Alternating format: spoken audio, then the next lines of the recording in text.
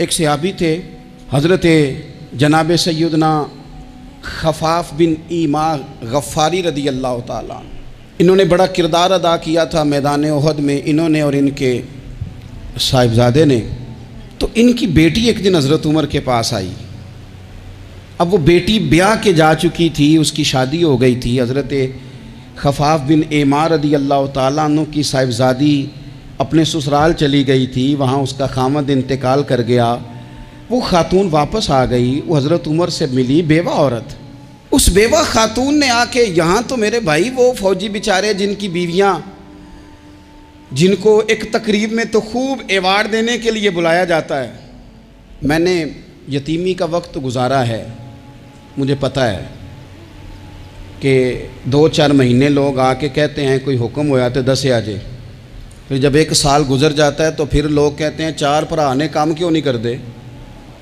तो ऐसे तो नहीं ना कि अब्बा ऐसे ही चला गया था, बड़ा कुछ दे के गया है, किधर है फलानी चीज़। लोगों का नज़रिया थोड़े अरसे के बाद और हो जाता है। आपने बड़े बड़े शोहदा के घरों में एवॉर्ड तो दिए, क्या कभी आपने पलट कर दोबारा गौर किया कि उनके बच्चे कहाँ हैं, उनकी बेवा किस हाल में है? वो ज़माने की तेज़ धूप और तेज़ आंधी का मुकाबला कैसे कर रहे हैं?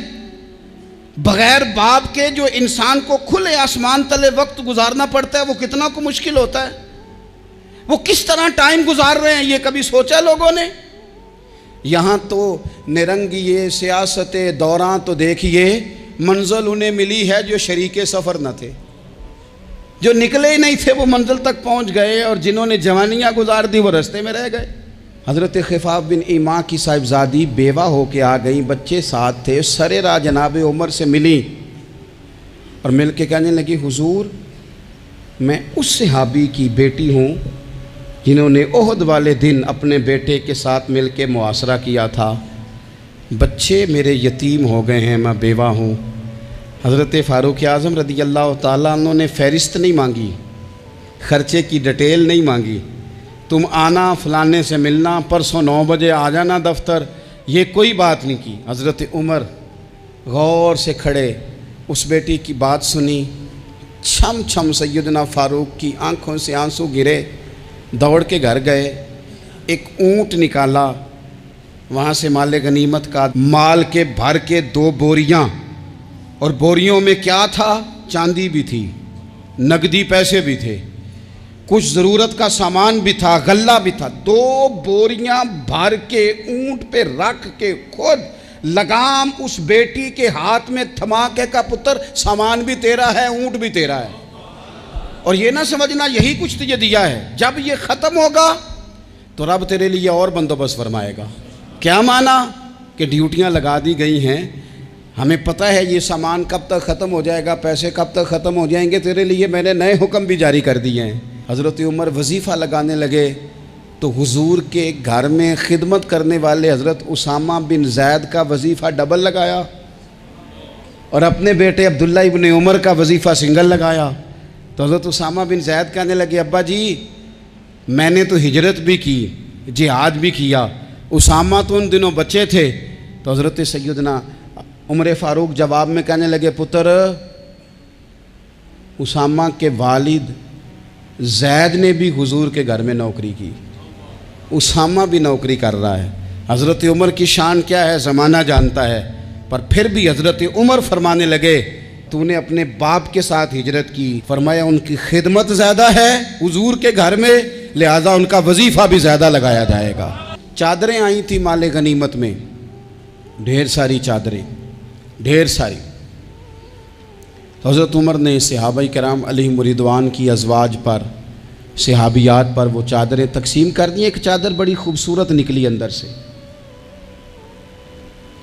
तो सब कहने लगे, हुजूर ये ना खातून अव्वल के लिए सूट करेगी, आपकी अहलिया के लिए सूट करेगी, कभी आप घर ले जाएं ना, ये सबसे बेहतर है। तो ये हज़रत उमर की बालग नज़री है, वो क्या बंदा हुआ जिसकी हर जगह नज़र ही ना हो। हज़रत सैयदना उमर फ़ारूक रदी अल्लाह ताला अन्हु कहा, जनाब ये चादर बड़ी हसीन है, आपके घर वालों पे जचेगी। तो हज़रत उमर फरमाने लगे, नहीं, एक सहाबिया हैं हज़रत उम्मे सुलैत रदी अल्लाह ताला अन्हा, उन्हें बुलाओ, ये चादर उन्हें दूंगा। हुजूर उस खातून को ये चादर देने की वजह भी तो बयान करें। तो हज़रत उमर फरमाने लगे, जब ओहद में ढेर सारे लोग ज़ख्मी हो गए थे और भगदड़ मच गई थी और हालात ख़राब हो गए थे, तो फरमाया मैंने अपनी आँखों से देखा कि उस एमरजेंसी की हालत में भी जनाब उम्मे सुलैत मिशकीज़ा पकड़ पकड़ के ज़ख्मियों को पानी पिला रही थी। उस खातून की खिदमात हैं उम्मत के लिए, उसने ड्यूटी की है सहाबा के लिए, लिहाजा उस औरत का ज़्यादा हक बनता है कि उसको ये एजाज़ दिया जाए। मेरिट की बुनियाद पर तकसीम होगी, रिश्तेदारी की बुनियाद पर, ताल्लुक़ की बुनियाद पर नहीं होगी। इसका हक ज़्यादा बनता है, इसका दर्जा ज़्यादा बनता है, खिदमात ज़्यादा हैं, इसने अपनी ड्यूटी ज़्यादा अच्छे तरीके से सर अंजाम दी है। जब तक चीज़ें आप वुसअत कल्बी नहीं लाते अपनी तबीयत में, जब तक आप गुंजाइश ज़्यादा पैदा नहीं करते, उतनी देर तक हालात उस तरह के नहीं होते। फिर एक और मुसीबत बन गई है, वो मुसीबत है लेवल की। ये काम मेरे लेवल का नहीं। जब आप अपने लेवल से नीचे उतरेंगे, प्रोटोकॉल से ज़रा नीचे उतरेंगे और छोटी छोटी बातों पर खुद तवज्जो देंगे, छोटी छोटी चीज़ों पर। हज़रत उमर जुमा पढ़ा रहे थे, एक सहाबी देर से आए। अब ये नमाज का पूछना, जुमे का पूछना, मतलब हुक्मरान साहब तो ऊपर लेवल के हैं, वो तो पूछेंगे कि जनाब मेरे साथ तो आप कौमी सतह का बंदा बिठाएं, ये वाली बातें। लेकिन छोटे छोटे सुराख पैदा होते हैं, फिर बंद टूटते हैं, हालात बिगड़ते हैं। कौमों का इखलाक छोटी छोटी जगहों पे पहले बिगड़ता है। छोटी छोटी जगहों पे बच्चा पहले छोटी चोरियां करता है, खुदा माफ़ फरमाए अगर उसे रोका ना जाए, फिर वो बड़ी जगहों पे जाके हालात ख़राब करता है। हज़रत उमर फ़ारूक एक सहाबी देर से जुमा पढ़ने आए, तो हज़रत उमर ने बाद में बुला लिया, फरमाया तुम इतने समझदार आदमी हो कि अगर जुम्मे में देर से आओगे तो बाकी लोगों का क्या बनेगा। तो वो सहाबी आगे से कहने लगे, मुझे पता था आपने पूछना है, और मैं तो कहीं काम में मसरूफ़ था अमीरुल मोमिनीन, मैं तो दौड़ा आया हूँ, मैं तो गुस्ल भी नहीं कर सका, वज़ू करके ही मस्जिद में आ गया हूँ जुमा पढ़ने। तो उमर फ़ारूक उनकी बात सुन के खुश हुए, फरमाने लगे रब तेरा भला करे, इस तरह करना, आइंदा जुमा पढ़ने आना तो गुस्ल करके आना। मेरे नबी पाक ने गुस्ल करने का इरशाद फरमाया, जुमे वाले दिन गुस्ल करके आना। इन बातों का भी, यानी हुकूमत के कौमी मामलात और आलमी नुक्ता नज़र भी उनके ज़हन में है। और यहाँ तक जो बारीक चीज़ें, यानी हज़रत उमर फ़ारूक गुजर रहे थे तो किसी बाग के कोने में खड़े होकर कुछ बच्चे, छोटे छोटे बच्चे वो खजूरें इकट्ठी कर रहे थे। तो हज़रत उमर ने कहा किसके बाग में लगे हुए हो?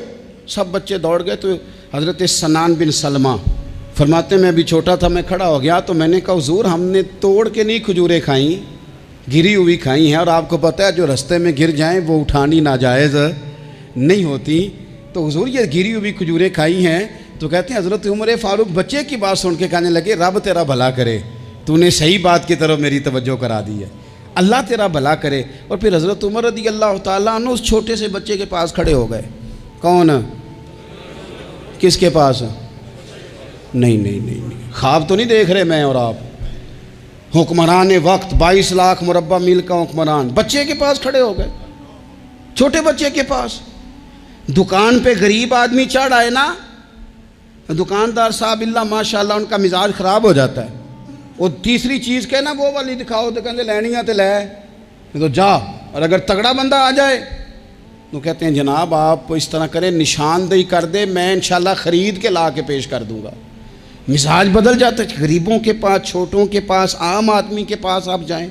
हमारे हुक्मरानों का गरीब आदमी से गैप बहुत ज़्यादा है, पीरों का गरीब आदमी से गैप बहुत ज़्यादा है, बड़े उलमा का आम आदमी से गैप ज़्यादा है, ताजरों का आम आदमी से गैप ज़्यादा है, शीशे के बड़े बड़े मोहल्लात में, सोसाइटियों में बसने वालों का गरीबों से गैप ज़्यादा है। इसलिए अमीर गरीब की तफरीक बढ़ गई है, हालात और तरह के हो गए। बाज़ गुरबा अमीरों से नफरत करने लग गए। हमारी शादी ब्याह तकरीबात अफ्तारियाँ, उनमें हम अपने लेवल के लोग बुलाते हैं जिनसे हमें कारोबारी ज़रूरियात वाबस्ता होती हैं। हमने इस तरह का माहौल बनाया, उसका नुकसान ये हुआ है कि मुआशरे में कई किस्म की सोचें पनपने लगी हैं, वसवसे गालिब आने लगे। बाज़ों का तंग आमद बजंग आमद, जब गरीबों के बच्चे ज़्यादा तंग आते हैं फिर हथियार उठाते हैं, फिर कलम छोड़ देते हैं। सोचने की ज़रूरत है मुल्क में कि बुराई जन्म लेती कहाँ से है। यहाँ तक उतर के हज़रत उमर फ़ारूक इन लोगों से प्यार करते। अब वो बच्चे ने बात सुना दी हज़रत सनान बिन सलमा ने, तो जनाब उमर फ़ारूक से बच्चे ने फटाफट एक और फरमाइश भी कर दी। कहने लगा हुजूर मैंने खजूरें ज़्यादा जमा कर ली हैं, वो मेरे दोस्त सारे भाग गए हैं आपको देख के, अब मैं जब जाऊँगा ना तो खजूरें मेरे हिस्से की हैं, हूँ मैं गरीब बच्चा, माड़े घर से ताल्लुक़ है, वो मेरी खजूरें छीन लेंगे। हज़रत उमर के साथ सिपाही भी थे, सारा कुछ भी था। हज़रत उमर ने बच्चे का बाजू पकड़ा, फरमाया चल मैं तुझे तेरे घर छोड़ के आता हूँ। हज़रत उमर उस गरीब के दरवाजे पे दस्तक दे के कहा तेरा पुत्र था, पकड़ के इसलिए लाया हूं कोई अमीर ज़ादा इस गरीब के बच्चे को तंग ना कर सके, अल्लाह कोई एक भेजना। हज़रत फ़ारूक आज़म का मानने वाला जो गरीब के बच्चे का बाजू थामे और उसे कहे कि कोई अमीर ज़्यादा इस पर जुल्म नहीं करेगा, कोई इसे थप्पड़ नहीं मारेगा, कोई इसके हिस्से के नंबर नहीं लेगा, कोई इसकी जगह रिश्वत दे के नौकरी पे नहीं बैठ जाएगा, कोई इसकी जगह पैसे दे के आगे नहीं बढ़ जाएगा। कोई आए ना जो अश्क शोई करे, जो आंसू पूछे लोगों के, लेकिन यहाँ तो मंजिल उन्हें मिली है जो शरीके सफ़र न थे। मेरे अजीज़ों, इस नहज पर दीन ने हमें असबाक पढ़ाए। इस नहज पर हज़रत उमर छोटी चीज़ों का, मस्जिद नबवी शरीफ में आपने देखा दो लोग ऊंची आवाज़ में बात कर रहे हैं, तो हज़रत उमर ने फरमाया इन्हें बुला के लाओ। बुला के लाया, फरमाया तुम्हें पता नहीं ये हुजूर की मस्जिद है। ला तरफ़ऊ अस्वातकुम फ़ौक़ सौतिन नबी, ए पाए नज़र होश में आ, ये कुव्वे नबी है, आँखों से भी चलना यहाँ बेअदबी है। पता नहीं वहाँ सारे नारे ही गलत हैं, किसी के मुर्दाबाद का नारा हो तो वो भी गलत, और किसी के जिंदाबाद का नारा हो तो वो भी गलत। वहाँ एक ही नारा सिर्फ अच्छा लगता है, वो क्या है? या रसूल अल्लाह उन्जुर हालना, या हबीब अल्लाह इस्मा। वहाँ एक ही नारा अच्छा लगता है कि सोने आ गए हैं, नजर करम हो जाए। या रसूलुल्लाह पहुँच गए हैं, रोज़े दे दुआले ने गुलामा दियाँ टोलियाँ, और वेखो एक पे सुनदा करोड़ां दियाँ बोलियाँ। वहाँ यही नारा अच्छा लगता है। लब वाह हैं, आंखें बंद हैं, फैली हैं झोलियाँ, कितनी मज़े की भीख तेरे पाक दर की है। और कुर्बान जाऊँ अपने इमाम पर, उस कलम पे वारी जिससे वो लिखा करते थे। कहने लगे काबे का नाम तक न लिया, तैबा ही कहा। पूछा जो था किसी ने कि अजीमत किधर की है, उनके तुफैल हज भी खुदा ने करा दिए, वरना असले मुराद हाज़री तो उस पाक दर की है। तो हज़रत फ़ारूक आज़म रज़ी अल्लाह ताला अन्हु ने ना उन दो लोगों को बुलाया और बुला करके फरमाने लगे कहाँ के रहने वाले हो, कहाँ से आए हो? उन्होंने कहा जी हम ताइफ के रहने वाले हैं। फरमाया तुम्हें पता नहीं ये नबी पाक का रोज़ा है, हुजूर की मस्जिद है, यहाँ आवाज़ ऊँची नहीं करते, तुम्हें खबर नहीं? और फिर हज़रत उमर फरमाने लगे अगर तुम मदीने के रहने वाले होते तो मैं तुम्हें कोड़े मारता, मैं तुम्हें सज़ा देता। तुम्हें पता नहीं कि किस तरह का मिजाज और माहौल होना चाहिए।